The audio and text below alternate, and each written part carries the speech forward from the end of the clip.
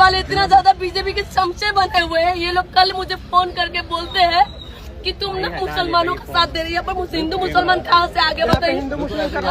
उन लोगों ने मुझे बोल रहे हैं कि तुम उनका साथ दे रहे हो, मुझसे रिश्ता खत्म करना चाहते हो। मेरे घर वालों ने पूरी तरीके से बीजेपी के चमचे हैं, पूरा बीजेपी वाले हैं। मैं कल आपकी चैनल के माध्यम से बताना चाहती हूँ वो लोग क्या रिश्ता तोड़ेंगे मुझसे, मैं आज से रिश्ता तोड़ देती हूँ। এই যে ইন্ডিয়াতে এখন আন্দোলন হতেছে বিজেপির বিরুদ্ধে, একটা মেয়েকে পরিবার বলছে বিজেপির পক্ষে থাকতে, সে বলছে আমি পরিবার সে সব মানে নসবত তোড়ুঙ্গা। দেখছো এটা, ভিডিওটা দেখছো? একটা মেয়ে বলছে যে আমার পরিবার বিজেপি, এই খুনিদের সাথে আমি পরিবারের সাথে সম্পর্ক রাখবো না। এটাই হলো বিপ্লব। যে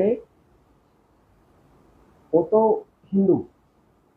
হিন্দু ছোট বাচ্চা মেয়ে, সে বলতেছে যে আমার পরিবার খুনি মোদের সমর্থক, আমি খুনি মোদের বিরুদ্ধে থাকবো। আমি এটা সে মানুষ হিসেবে মানবিক বিবেক থেকে করতেছে, তার মধ্যেই আসল ইসলাম আছে।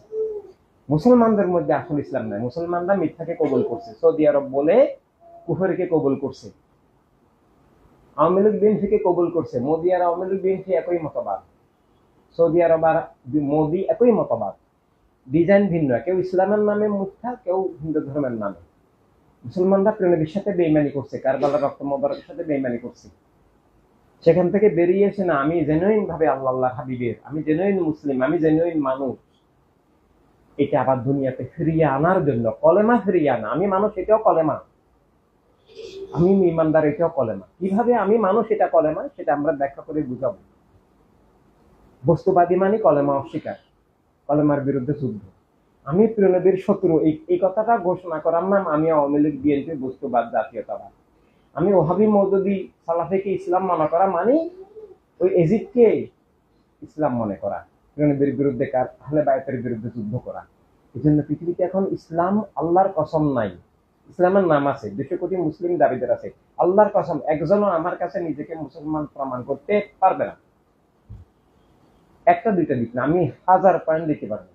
একটা পয়েন্টেই যথেষ্ট, একটা পয়েন্টেই যথেষ্ট। কিন্তু 1000 পয়েন্ট আমি দিতে পারবো যে কেউ মুসলমান দাবি করতে পারবে না। এমনকি পৃথিবীর 800 কোটি মানুষের মধ্যে কেউ আমার সামনে মানুষ দাবি করতে পারবে না।